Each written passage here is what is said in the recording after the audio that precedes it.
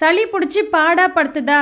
சளினால தொண்டை வலி, தலைவலி, தலைபாரமும் சேர்ந்து இருக்கா? அப்ப இந்த மூலிகை ரசம் ஒரு தடவை வச்சு 2-3 நாளைக்கு தொடர்ந்து குடிச்சிட்டு வாங்க. அவ்வளோ ரிலீஃபா இருக்கும். எவ்வளோ சளி இருந்தாலும் கரைச்சி வெளியே கொண்டு வரும். நாட்பட்ட சளி, நெஞ்சு சளிக்கெல்லாம் கூட ட்ரை பண்ணி பாருங்க. சளி காய்ச்சல்னால வந்த உடம்பு சோர்வையும் சரி பண்ணும். இது செய்யறதுக்கு நம்ம தூதுவளை கீரை தான் எடுக்க போறோம். இதுல முள்ளு முள்ளா இருக்கும் அப்படின்றதுனால நான் இந்த மாதிரி கட் பண்ணி எடுத்துக்கிறேன்.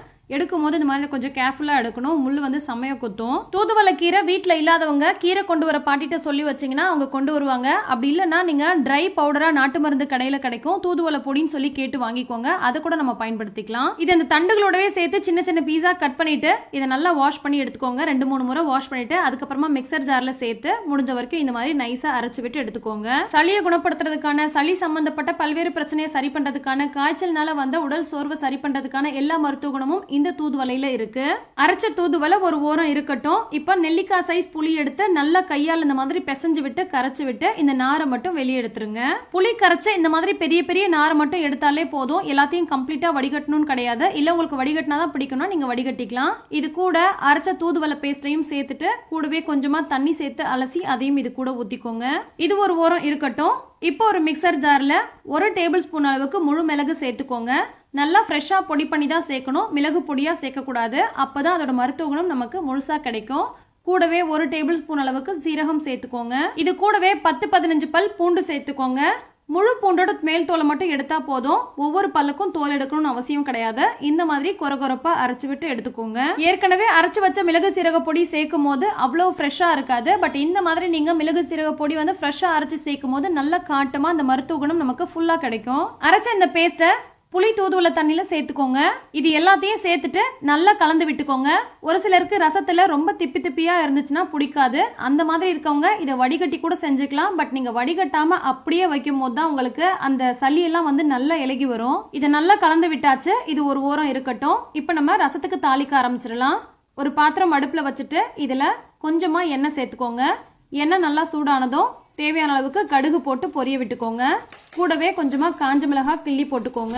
குழந்தைங்களுக்கு கொடுக்க போறீங்க, காஞ்ச மிளகாயோட காரம் வேண்டாம்னு நினைச்சீங்கன்னா காஞ்ச மிளகாய் சேர்க்க வேண்டாம். இப்ப நம்ம ஏற்கனவே கலந்து வச்சிருக்க இந்த கலவை தண்ணீரை இது கூட சேர்த்துக்கோங்க. இது கூடவே உங்களுக்கு தேவையான அளவுக்கு தண்ணி சேர்த்துக்கோங்க.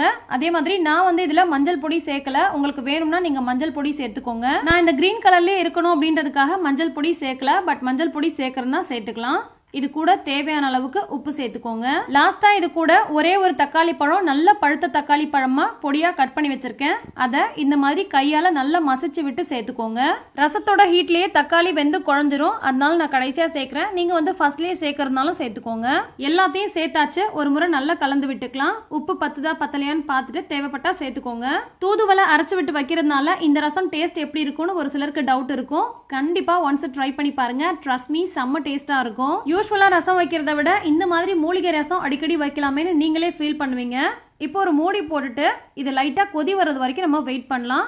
கொதிக்க கூடாது. இந்த மாதிரி நல்லா நுரைச்சு வரணும். இந்த சமயத்துல கொஞ்சமா நாட்டு சர்க்கரை ஒரு 1/4 ஸ்பூன் அளவுக்கு சேர்த்தா போதும். லைட்டா தண்ணி ஊத்திட்டு ஸ்டவ் ஆஃப் பண்ணிடுங்க. அப்ப கொதி வராம இருக்கும். எப்போதுமே ரசம் வைக்கும் போது ரசம் கொதிக்க கூடாது, டேஸ்ட் மாறிடும். அதே மாதிரி ரசம் வச்சு முடிச்சதுமே ஒரு முறை கலந்து விட்டுட்டு நல்ல லிட்டு போட்டு க்ளோஸ் பண்ணிடணும். அப்பதான் நம்ம சாப்பிடுற வரைக்கும் அந்த மனமும் சுவையும் மாறாம அப்படியே இருக்கும். இந்த மாதிரி மூலிகை ரசம் வச்சு சாதத்தை குழைய வடிச்சு சுட சுட ரசத்தை ஊத்தி உருளைக்கிழங்கு வறுவலோ மீன் வறுவலோ வச்சு சுட சுட சாப்பிட்டு பாருங்க. சளி எல்லாம் காணாம போயிடும். சோ இந்த ஹெல்தியான ரசம் நீங்களும் ட்ரை பண்ணுங்க. இந்த மாதிரி சிம்பிளான ஹெல்தியான ரெசிபிஸ் நிறைய தெரிஞ்சுக்க உடனே சப்ஸ்கிரைப் பண்ணி ஃபாலோ பண்ணுங்க. அஸ்ஸலாமு அலைக்கும். பாய்.